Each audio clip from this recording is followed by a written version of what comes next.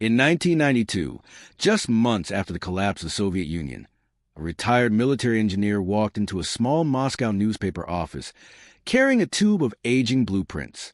He claimed they were not subway plans. He claimed they were deeper.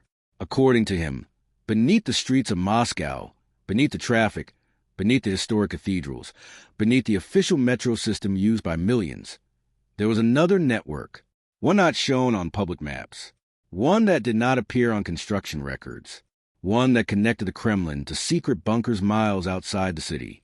He said it had its own trains, its own guards, its own power grid, and it was still operational. The newspaper never published the plans. 2 weeks later, the engineer was found dead in his apartment. The cause was ruled natural. The blueprints disappeared. But that was not the first time someone had tried to talk about what lies beneath Moscow. And it would not be the last. Moscow is no stranger to grandeur or secrecy.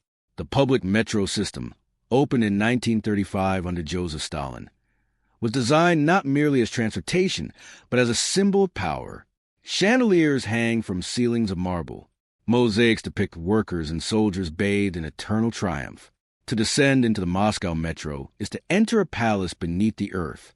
But what most commuters do not realize is just how deep some stations go, and why. Stations like Park Pobdi descend more than 80 meters underground, deep enough to function as bomb shelters. Officially, this depth was for civil defense during the Cold War. Unofficially, it fueled something else. Whispers. The first rumors began during the 1960s.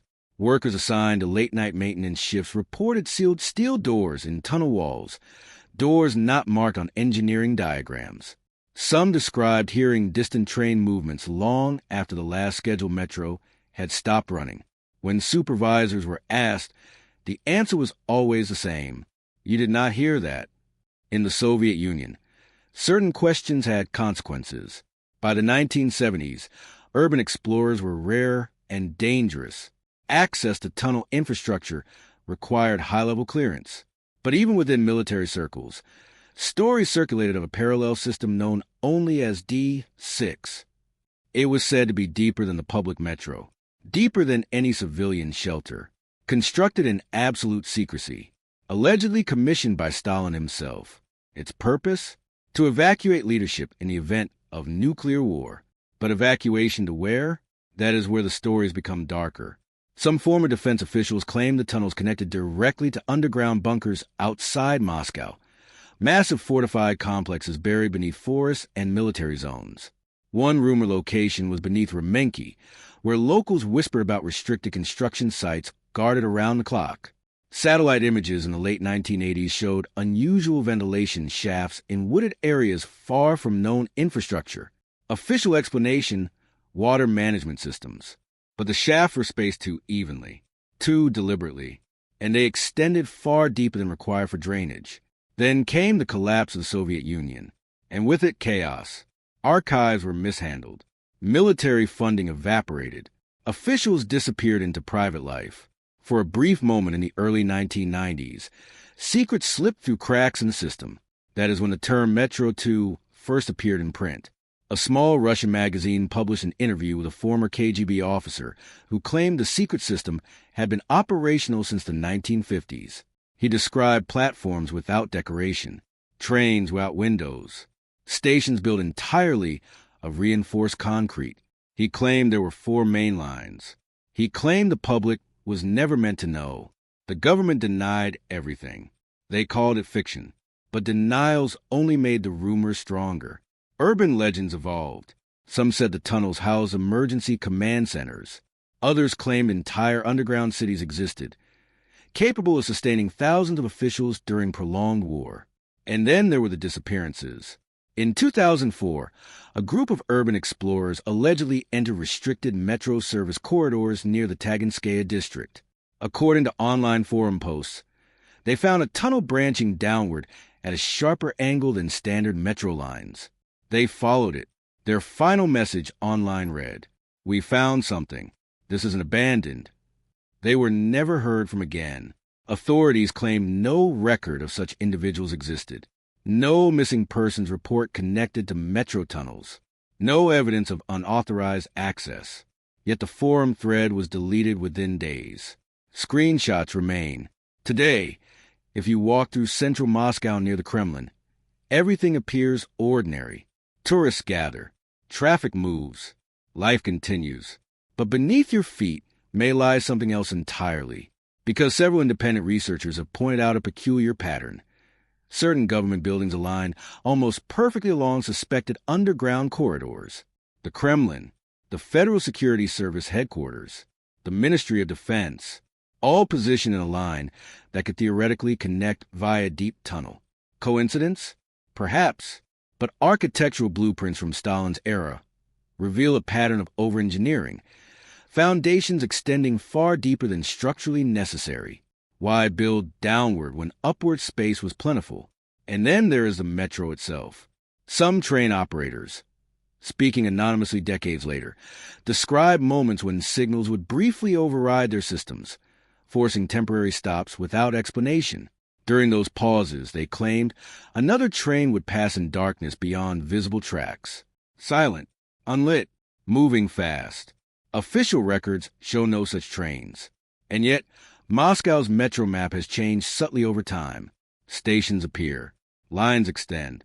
Construction continues.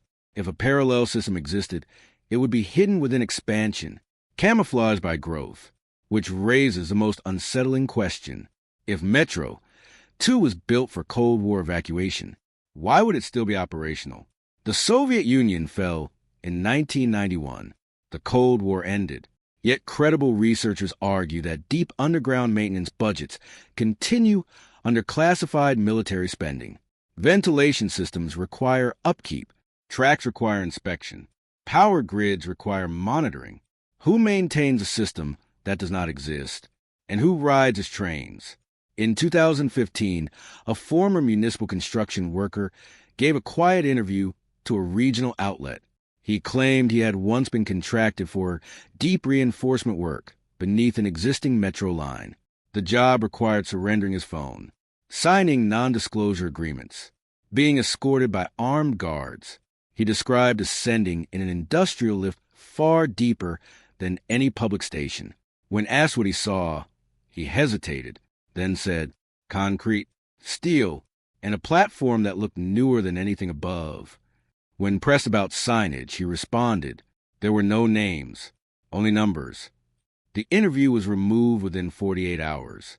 The worker later denied ever speaking. Which brings us back to the engineer in 1992, the man with the blueprints. According to a junior journalist who briefly saw them, the plan showed parallel lines running beneath the official metro, sometimes intersecting, sometimes diverging sharply downward. One corridor allegedly extended nearly 200 kilometers beyond Moscow's edge. To what destination? The journalist never found out. The blueprints vanished after the engineer's death. But before they disappeared, the journalist managed to sketch one small detail from memory. A symbol drawn near the deepest line. Not a station name, not a number, but a word. Archive. An archive buried deeper than the city itself. An archive protected not by locks, but by depth, and if that word was accurate, then the tunnels were not only for evacuation, they were for preservation, which begs the final question of Part 1. What needed to be preserved so urgently that it required a secret railway beneath Moscow? And who decides who is allowed to descend? In 2008, a contractor working beneath Moscow stepped into an industrial elevator that was not listed on the building's official schematics, and when the lift began to descend, he expected it to stop within seconds like every other service shaft he had used before, but it did not stop. It kept going and going and going until the sensation of movement felt wrong, deeper than the public metro, deeper than any civilian infrastructure he knew existed under Moscow, and when the doors finally opened, he did not see unfinished rock or construction scaffolding. He saw a clean, illuminated platform carved into reinforced concrete, polished floors reflecting sterile white light, filtered air moving through hidden vents. At the far end of the platform, motionless and silent, stood a train without markings, without windows, without a conductor, its doors already open as if waiting for passengers who had not yet arrived. He did not board it. He stepped back into the elevator, returned to the surface, and within a week he publicly denied ever speaking of it. Yet the image of that waiting train has never disappeared from those who heard his original account. Beneath Moscow, depth has always been strategic rather than accidental, and the public metro system itself, inaugurated during the reign of Stalin, was engineered not merely as transportation, but as refuge, with some stations plunging more than 80 meters underground, deep enough to withstand bombardment. Yet what most citizens consider the deepest layer may only be the threshold, because Cold War architecture favored redundancy, and redundancy demands separation. Evacuation routes cannot rely on the same corridors used by civilians, and command continuity cannot depend on exposed infrastructure, which is why, during the height of Soviet tension with the West, rumors began circulating among military engineers about a secondary network, referred to quietly as D6, a designation that appeared in maintenance logs without explanation, a coded entry that redirected power surges and signal overrides away from public lines into circuits that did not appear on civilian maps. Retired. Electricians have spoken, cautiously and years apart, of being reassigned to deep routing adjustments during overnight shifts when certain sectors of the metro were temporarily halted, describing cable bundles thicker than required for passenger service, conduits descending at steeper gradients than commuter trains could safely navigate, and sealed blast doors embedded within tunnel walls that bore no signage and no maintenance access panels, only reinforced hinges and locking mechanisms, designed for rapid closure. Supervisors discouraged questions, and in the Soviet Union discouragement carried weight, but patterns endure beyond authority. And when the Soviet Union collapsed in 1991, a brief window of institutional confusion allowed fragments of classified information to surface, including references within defense memoranda to sublevel transfer capacity, language that suggests movement beneath existing layers rather than across them, analysts reviewing declassified code. War contingency plans from multiple nations note that evacuation timelines during nuclear alert scenarios would have required leadership relocation within minutes, not hours, making surface transportation impractical, which strengthens the hypothesis that Moscow's planners constructed a hidden rail corridor capable of transporting high-ranking officials directly from central government buildings to fortified bunkers outside city limits. Forested regions southwest of Moscow contain documented Cold War shelters with independent water supplies, medical facilities, and communications arrays hardened against electromagnetic pulse. Yet public records remain vague about how personnel would have reached these installations under immediate threat conditions, and while highways could theoretically serve, congestion and visibility render them vulnerable, whereas a deep-level rail system would provide controlled transit unaffected by surface chaos. Satellite imagery from the late 20th century revealed ventilation shafts positioned at regular intervals across wooded parcels aligned along suspected underground corridors extending from the Kremlin district. Shafts too wide for simple drainage yet too discreet for commercial development, and attempts to obtain ownership records for those parcels often encounter redactions citing national security exemptions. Skeptics argue that such redactions are routine for military property, but routine does not explain the consistent alignment with rumored subterranean routes.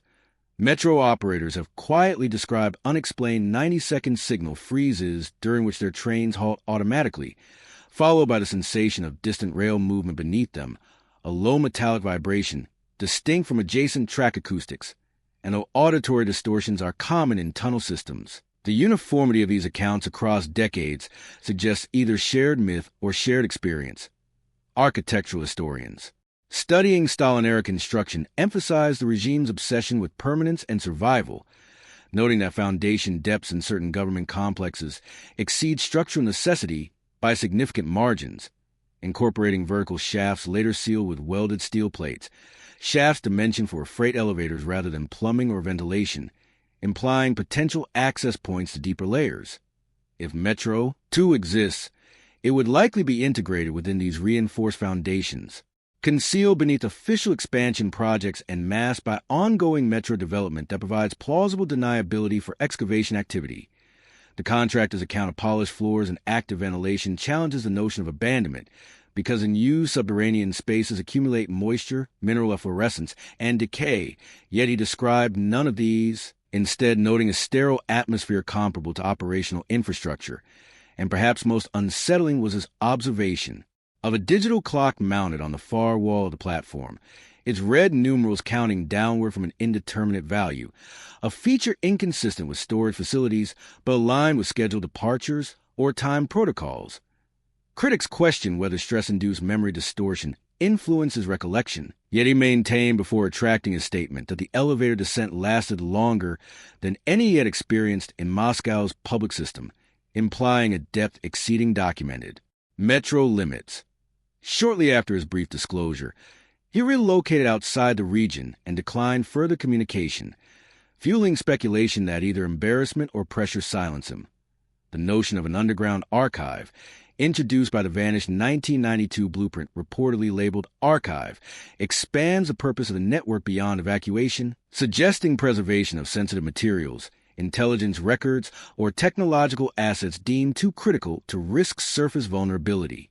During the Cold War, the Soviet Union managed extensive classified programs spanning nuclear research, espionage operations, and experimental technologies, archives of which would represent both strategic advantage and catastrophic liability if compromised, and depth offers insulation not only from physical destruction but from scrutiny if such materials were relocated underground. Continuous maintenance would be mandatory to prevent environmental degradation, explaining persistent energy allocations routed through obscure budget lines. Yet beyond preservation lies containment, and containment introduces darker possibilities, because certain research initiatives conducted during periods of geopolitical paranoia may have required isolation from civilian oversight, isolation achievable only through restricted subterranean compartments accessible via controlled transit systems. While no concrete evidence confirms such speculation, the accumulation of anomalies sustains a narrative. Unexplained ventilation grids, sealed shafts within active stations, biometric panels installed in otherwise mid-century corridors, synchronized signal interruptions, eyewitness descriptions of unmarked trains glimpsed through maintenance openings, and consistent government denial devoid of detailed refutation. Denial preserves ambiguity, and ambiguity protects secrecy. Moscow today thrives above ground, tourists photographing ornate metro halls without contemplating what might lie beneath the chandeliers and mosaics. Yet, cities are layered entities, their foundations holding the weight of decisions made by leaders long dead, and infrastructure built for survival is rarely dismantled when regimes change. It is inherited, repurposed, or maintained quietly. If Metro-2 was conceived as a lifeline for leadership continuity, it may remain dormant yet functional, rehearsed periodically under classified drills, its trains activated not for daily commute, but for contingency scenarios never publicly acknowledged. The absence of visible entrances does not negate existence, because the most secure systems are those concealed within ordinary frameworks, embedded so deeply that citizens walk above them unaware. And so the image persists, a platform far below Moscow's celebrated metro, lights humming softly, air filtered and controlled, a train waiting without markings, its doors open in silence, prepared for passengers whose movements are never announced, whose departures leave no trace, and whose destinations are recorded only within documents locked in rooms no one on the surface is permitted to see. In 1994, 3 years after the Soviet Union officially dissolved, a junior archivist assigned to reorganize fragmented defense files discovered a document misfiled within a routine transportation binder, and at first glance appeared ordinary, stamped with bureaucratic insignificance. Yet one phrase repeated throughout its pages in clinical, emotionless language: sublevel transfer authorization required, a designation that did not correspond to any known metro expansion project or civilian evacuation plan.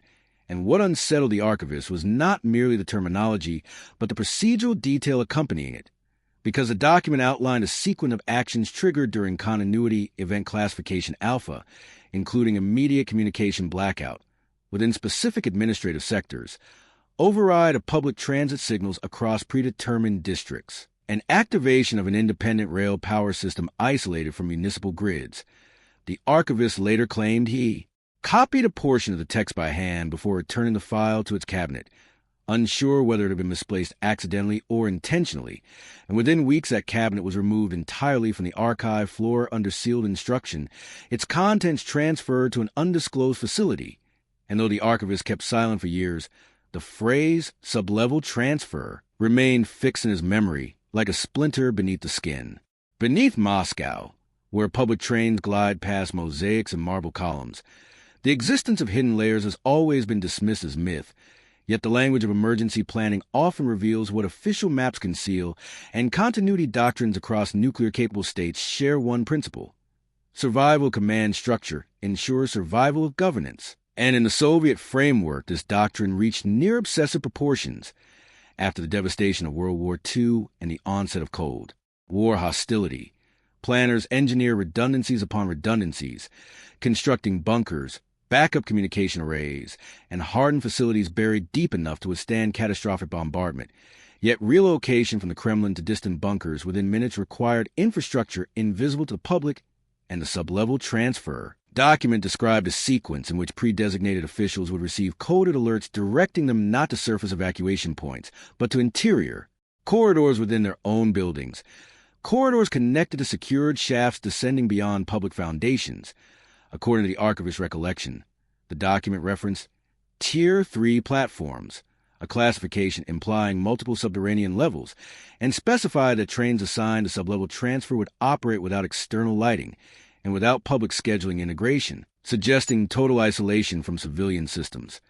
Historians examining declassified Cold War material note that such compartmentalization aligns with Soviet security culture, where knowledge was fragmented intentionally to prevent comprehensive awareness among lower-level personnel, meaning that even Metro engineers may have maintained segments of deeper tunnels without understanding their full purpose. This possibility gains weight from testimony given anonymously in 2001 by a former signals technician who described installing override modules capable of suspending public metro operations in designated zones while rerouting power to secondary circuits labeled only by numeric codes, modules designed to engage automatically upon receipt of encrypted command strings.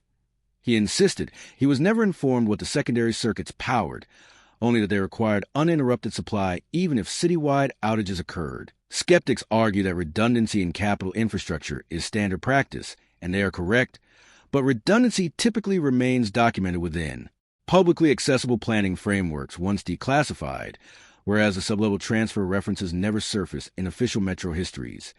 Instead, they appeared fleetingly in scattered testimonies and vanished interviews, forming a pattern of partial revelation followed by silence. The most provocative account emerged in 2010 when a retired officer, speaking to an independent researcher under condition of anonymity, claimed he had once participated in a readiness drill that involved descending through a secured access point within a government complex and boarding a train position on what he described as a lower operational axis, terminology that mirrors the Tier 3 language in the archival document. He described the platform as stark and functional, lacking the decorative grandeur of Moscow's public stations, with walls lined in reinforced steel and signage limited to alphanumeric codes. And he recalled the absence of windows on the train cars, their interiors, illuminated by dim overhead strips, seating arranged longitudinally rather than in commuter configuration. During the drill, he claimed the train traveled for approximately 40 minutes without stops, moving at a speed he estimated to be faster than standard metro transit, and when it halted, personnel disembarked into a bunker complex equipped with communication consoles and independent generators. He insisted the drill concluded without incident, and that all participants were reminded of confidentiality obligations under military law. Critics questioned the veracity of his account, noting the absence of corroborating documentation, yet the duration he described aligns with the distance between central Moscow and several known Cold War bunker sites enforced at outskirts. Furthermore, geological surveys indicate that tunneling beneath Moscow's substrate at depths exceeding public metro lines is technically feasible, as evidenced by the engineering achievements of deep level. Stations such as Park Pobdy, which already approach bunker-like depths.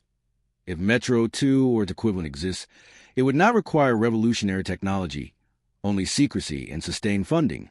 Funding trails, however, remain obscured within classified defense allocations that persist under modern Russian administration, allocations justified under national security, without granular disclosure. Analysts have noted that even after the Cold War's conclusion, continuity of government planning did not cease globally, because geopolitical uncertainty did not vanish with ideological realignment, and thus any deep-level evacuation network constructed during Soviet times would likely be maintained rather than dismantled. What remains ambiguous is whether sublevel transfer protocols extend beyond leadership evacuation to encompass selective civilian extraction, as some continuity frameworks designate essential specialists for relocation during catastrophic events. If so, selection. Mechanisms would require rehearsals, manifests, and secure transit nodes embedded invisibly within administrative districts. The archivist who first encountered the document reported that one annex referenced archive preservation units, though he admitted uncertainty regarding whether the term referred to physical documents or operational teams responsible for safeguarding data. The distinction matters because preservation of information under existential threat implies the existence of repositories shielded by extraordinary measures, speculation regarding an underground archive beneath. Moscow has circulated since the vanished 1992 blueprint, reportedly labeled a deep corridor archive, and if such a facility exists at Tier 3 depth, its protection would necessitate controlled access via dedicated rail, reinforcing the sublevel transfer architecture. Urban explorers who attempt to penetrate sealed service corridors often encounter modern security upgrades inconsistent with abandonment, including motion detectors and reinforced biometric locks installed within otherwise aging infrastructure, suggesting active oversight. Authorities dismiss these observations as routine modernization, yet modernization implies usage. If a network lies dormant, why invest in advanced access control? Perhaps because dormancy does not equal decommissioning. Perhaps because readiness demands maintenance. The retired officer's account included one detail he struggled to articulate, describing the sensation of descent not merely as physical but psychological, as though crossing an invisible boundary separating public reality from control contingency, a boundary reinforced by silence and compartmentalization. He noted that upon returning to the surface after the drill, Moscow appeared unchanged, traffic moving, pedestrians unaware, yet he felt an unsettling awareness of the layers beneath, layers designed to activate without warning. And here lies the most enduring tension within the Metro-2 narrative, the coexistence of ordinary civic life above ground and extraordinary preparedness below, two realities occupying the same coordinates, yet never intersecting publicly. If sublevel transfer protocols remain encoded within classified systems, they may never surface through conventional disclosure. Instead, they may reveal themselves only during activation, when signals freeze, lights dim, and unmarked trains begin to move along rails deeper than any tourist map will ever show. Until then, the evidence remains circumstantial yet persistent, a lattice of testimony, architectural anomaly, budgetary opacity, and historical precedent converging beneath Moscow's foundations.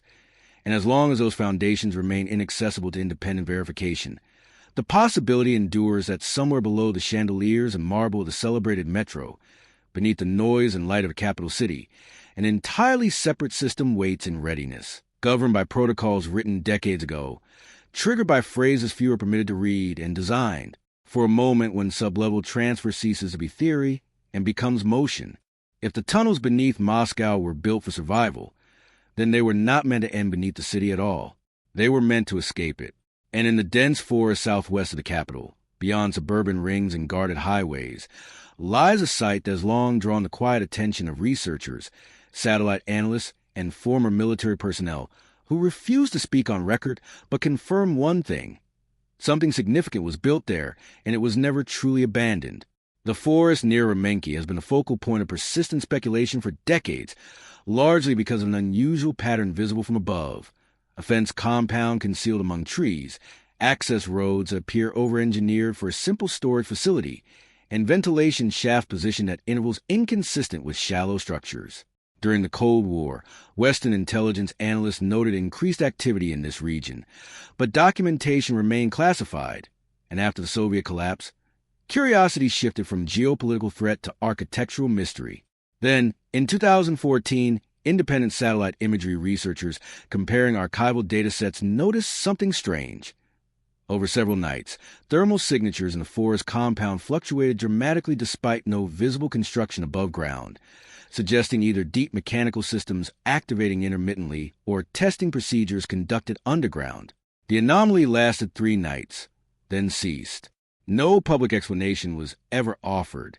Former Soviet air civil engineers have long whispered about a project internally referred to as Object 6027, allegedly designed as a deep-level command bunker capable of housing thousands for extended periods.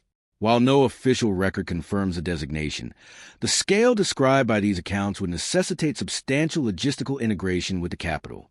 Supplying such a facility with food, water, personnel, and secure communication lines cannot depend solely on surface roads vulnerable to disruption. A subterranean rail connection would be the logical solution. The alleged endpoint near Remenki aligns geographically with several suspected deep corridors mapped unofficially by urban researchers who overlaid geological fault surveys with known metro construction patterns. Their conclusion was unsettlingly simple. The direction of certain unexplained subterranean anomalies pointed outward toward the forest. The forest compound itself has changed subtly over the years. Older satellite images reveal modest surface structures, but more recent captures show reinforced roofing materials and the addition of what appear to be disguised ventilation stacks. Vertical protrusions concealed within tree clusters, yet arranged with deliberate symmetry. Ventilation at that scale implies a facility capable of sustaining human occupancy at depth. Standard bunkers require air cycling, filtration, and pressure control. Facilities intended for prolonged habitation require far more. Analysts have pointed out that the spacing of these vents suggests multiple chambers beneath, possibly layered. And if layered, then likely connected. In 2018, a local contractor working on municipal water lines in a village bordering the forest reportedly encountered an unexpected subterranean void while drilling. According to a second-hand account later circulated among infrastructure workers, drilling equipment struck reinforced concrete at a depth inconsistent with municipal planning maps. Work was halted. Officials arrived. The section was sealed. The incident never appeared in public records. While anecdotal, such stories accumulate, and patterns matter. What elevates the Remenki site from rumor to enduring enigma is its consistency across decades. Governments change, administrations shift, funding priorities evolve. Yet the forest compound remains maintained. Snow is cleared from access roads in winter, even when no visible activity occurs. Security perimeters are upgraded quietly. Surveillance infrastructure appears modern. Abandoned facilities decay. This one does not. Cold War doctrine emphasized survivability of leadership above all else. In the Soviet system, that meant ensuring command continuity, even if Moscow were rendered uninhabitable. Deep bunkers were constructed not only in Moscow, but throughout strategic regions of the USSR.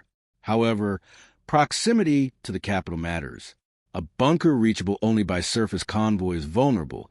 A bunker accessible via concealed rail beneath dozens of meters of earth is something else entirely. If a Metro-2 equivalent exists, the Remenki forest would be a plausible terminus. In 2021, open-source intelligence communities began systematically analyzing nighttime satellite imagery using thermal comparison tools available commercially. Over a span of 6 months, they detected minor but consistent heat fluctuations beneath the forest compound at irregular intervals, often occurring in patterns suggestive of machinery, cycling rather than environmental variation.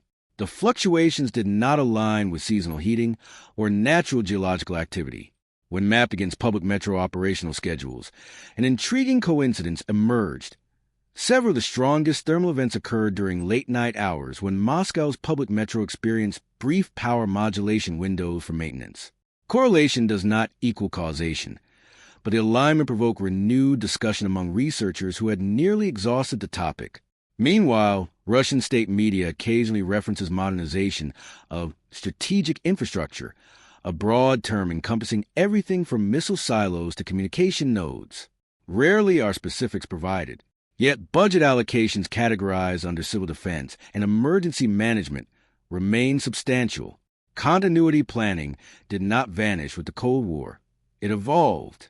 The geopolitical climate of the 21st century, characterized by cyber warfare and hybrid conflict, arguably increases the incentive for hardened fallback command sites. A subterranean rail link would remain immune to many modern threats. There is also the psychological dimension. Cities function on collective awareness. People know what surrounds them. But the notion that a parallel transit system may exist beneath daily life introduces an unsettling duality. Above ground, Moscow thrives, traffic congestion, illuminated boulevards, bustling stations adorned with chandeliers and mosaics. Below ground, even deeper than commuters descend, there may exist corridors stripped of ornament, built solely for function and survival. If such corridors extend toward the forest, then every train gliding to the public metro travels unknowingly above infrastructure designed for a far more catastrophic scenario.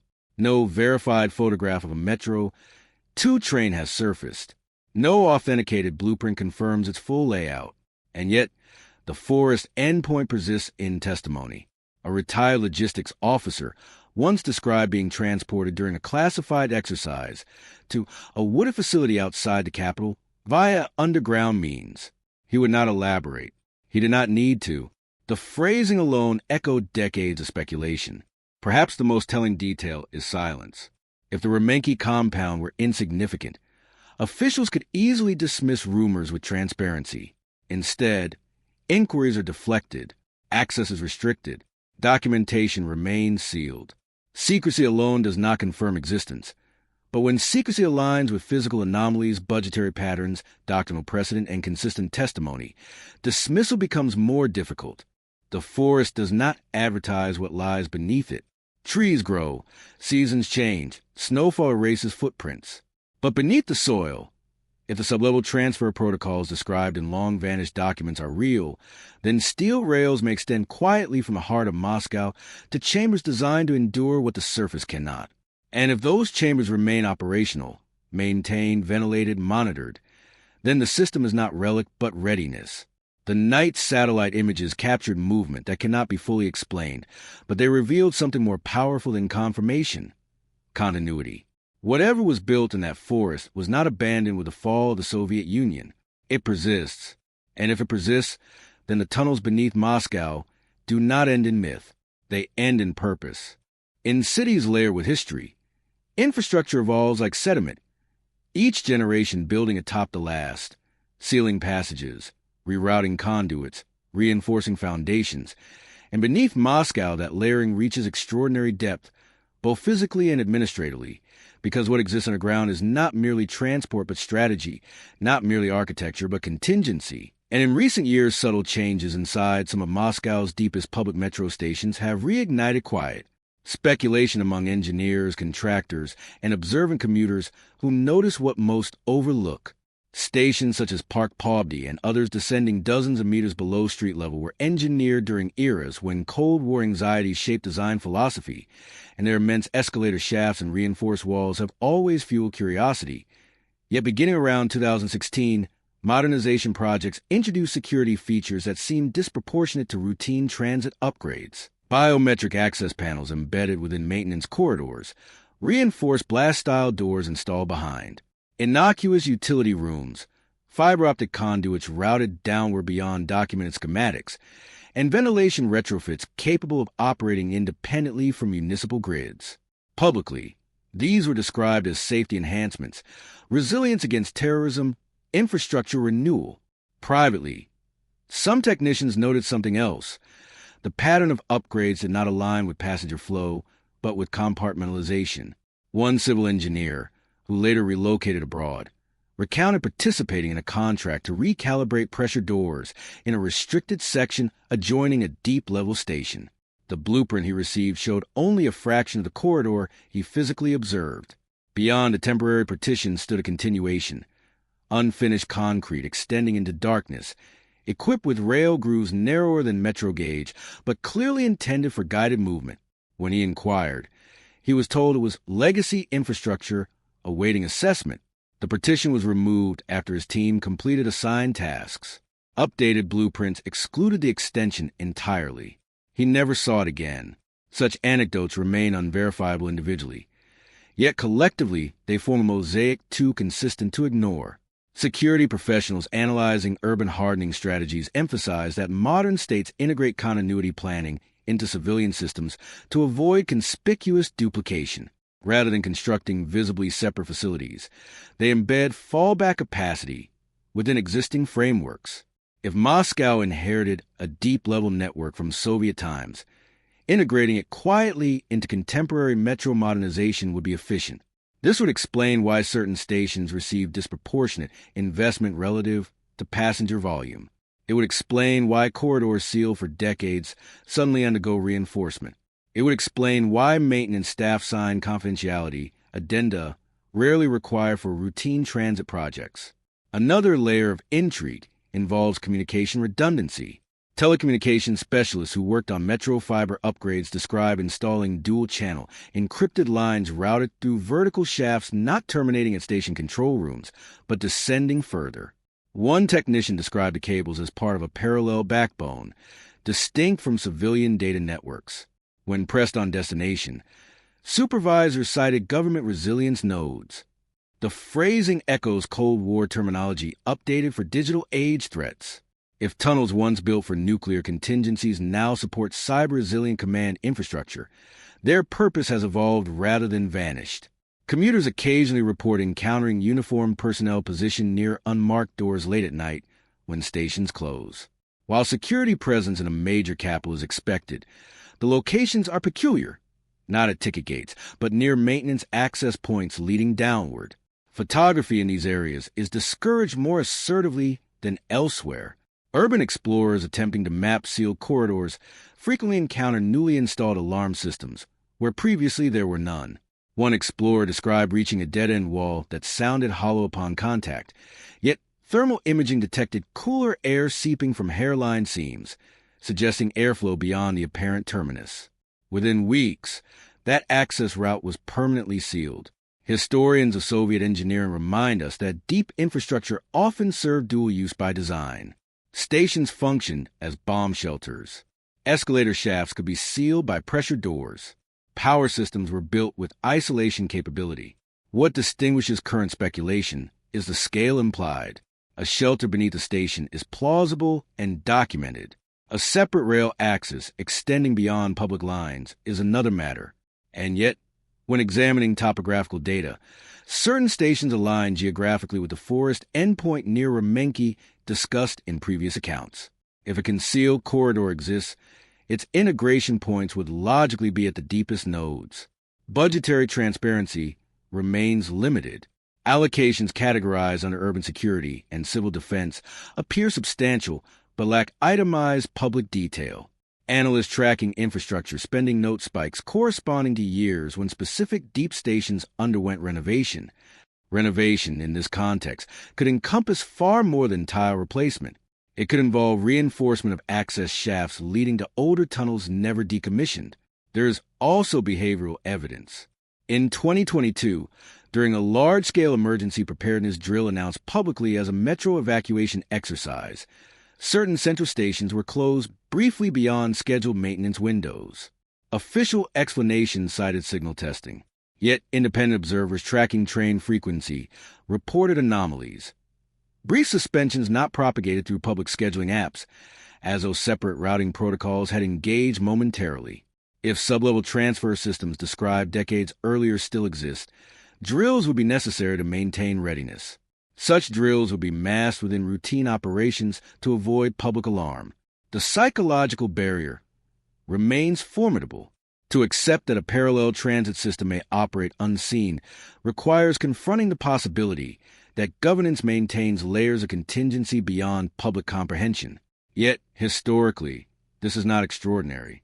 Nations with nuclear capability invest heavily in hardened infrastructure. The difference in Moscow's case is proximity. The suspected network lies directly beneath daily commuters, not hundreds of kilometers away. It is intimate in its concealment. If the hidden network beneath Moscow truly exists, not as rumor, not as Cold War relic, but as maintained contingency, then the most important question is not whether it was built, nor where it runs, but when it would move, and what movement would look like to those above who were never meant to see it. Because activation of a deep continuity system would not begin with sirens or public announcements. It would begin with silence, with signals rerouted invisibly through encrypted channels, with power grids subtly rebalanced, with station supervisors receiving coded instructions framed as routine overrides, and somewhere beneath marble halls and chandelier light, behind sealed maintenance doors and biometric locks. Pressure systems would equalize, dormant circuits would warm, and steel rails untouched by public wheels would hum with electricity for the first time in months or years. Continuity of government doctrine has never depended on public participation. Its purpose is preservation of command, preservation communication, preservation of authority during systemic collapse. In nuclear-era planning, speed was essential. Minutes between detection and retaliation, minutes between warning and impact. If a subterranean rail axis connects central Moscow to hardened forest facilities near Remenki, activation would likely follow a sequence designed decades ago and refined quietly since. Tiered alerts would cascade downward through administrative hierarchies. Selected officials, not broad swath of population, not even entire ministries, but predesignated individuals, would receive authentication strings instructing relocation. Elevators within government complexes might descend beyond known basements. Corridors believed to end in storage would open, and trains without markings, without public identifiers, would wait in darkness. To the public, the first sign might be nothing at all. Perhaps a temporary metro delay attributed to signal testing. Perhaps a brief communication blackout framed as technical disruption. Perhaps increased security presence dismissed as precaution. The genius of embedding contingency within civilian infrastructure is camouflage. A city accustomed to construction, maintenance, and surveillance rarely questions another sealed door. Analysts who study infrastructure readiness often look for anomalies rather than declarations. In recent years, procurement records show continued investment in hardened ventilation systems, mobile power generators, and encrypted rail signaling modules. None of these confirm a hidden network. All of them align with resilience planning. Satellite imagery over forest compounds shows maintained perimeters, cleared access roads even during heavy snowfall, subtle heat signatures, cycling intermittently. Again, none of this proves activation. It proves maintenance. And maintenance implies expectation. If activation ever occurred fully, not as drill, not as calibration, but as genuine response, its visibility might paradoxically increase only after departure. Imagine central stations momentarily suspended while internal routes override public scheduling. Imagine encrypted convoys converging on administrative nodes. Imagine fiber networks rerouting through subterranean backbones installed years earlier under the language of modernization. Above ground, citizens might scroll through phones unaware that beneath them a parallel evacuation unfolds. Yet the system's awakening would not necessarily signal apocalypse. Continuity frameworks activate under varied thresholds: credible threat escalation, intelligence assessments, severe cyber attack scenarios. Activation might be partial, limited to testing resilience under live conditions. The existence of such thresholds means readiness must be continuous. A system cannot awaken if it is decayed, which returns us to the forest. The suspected bunker complex near Remenki does not resemble abandonment. It resembles stewardship. There is also a psychological calculus. Governments rarely confirm deep contingency measures because confirmation alters public perception. Knowledge of selective evacuation protocols introduces uncomfortable hierarchies of survival. Silence preserves stability. The cost of transparency may outweigh its benefit. Therefore, if the network beneath Moscow remains operational, it will remain unacknowledged until circumstances render acknowledgement irrelevant. Skeptics will continue to demand photographs, schematics, whistleblower documentation, and they should. Extraordinary claims require extraordinary evidence. But absence of disclosure does not equal absence of structure.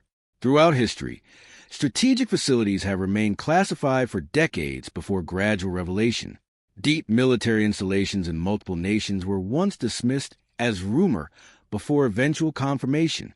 The difference here is proximity to civilian life. The idea that while commuters admire mosaics and descend Europe's deepest escalators, another architecture may lie directly below, purpose-built for a day no one wishes to see. If the hidden rails ever carry passengers for real, those passengers will not be tourists or urban explorers.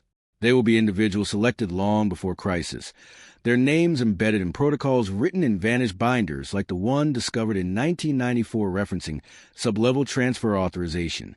They will descend quickly, efficiently, without announcement. and trains will move through corridors absent from every public map.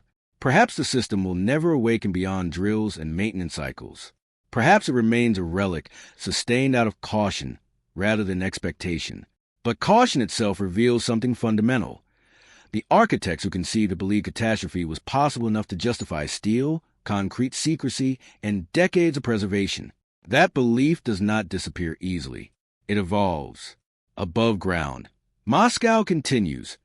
Traffic flowing along the Garden Ring, lights reflecting off the Moskva River, tourists photographing the Kremlin skyline. Life persists with ordinary rhythm. Beneath, if rumors hold truth, readiness persists with extraordinary discipline. Two realities sharing one geography, one visible, vibrant public, the other silent, reinforced, classified. And so the question remains suspended in the space between proof and plausibility. If the deepest corridors were ever activated, would anyone above even notice before it was too late to ask why? The tunnels beneath Moscow may be myth. They may be memory, or they may be machinery waiting in perfect silence.